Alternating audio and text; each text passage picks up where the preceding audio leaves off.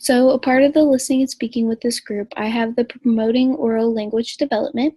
So, that can be broken up into two parts, listening and speaking. And so, that's how my website is, one side's listening and one side speaking.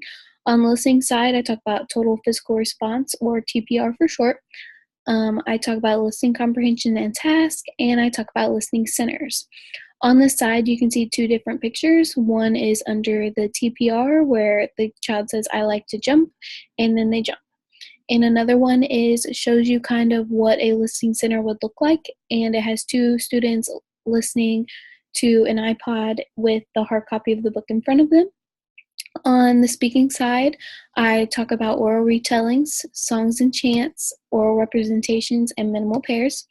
Underneath it, I have my own kind of example of the oral retellings, and it was through my IEP connections, and I got to see ELL students practice oral retellings through The Little Mermaid.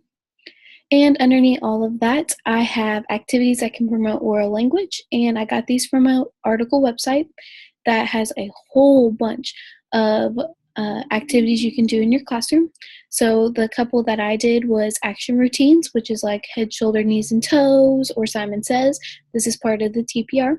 I have board games, which goes with both speaking and listening comprehensions because you have to make sure both sides understands. And I have comic strips.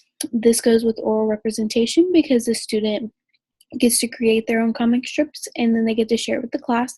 It's good for both sides because the student is motivated to tell the class about it and the other students are motivated to watch and listen. And then underneath all that, I have a video, and this woman is talking about the importance of the oral language in the classroom, and I feel like everything she has to say is very important and it does relate. So, yeah, that's my website. I hope you like it.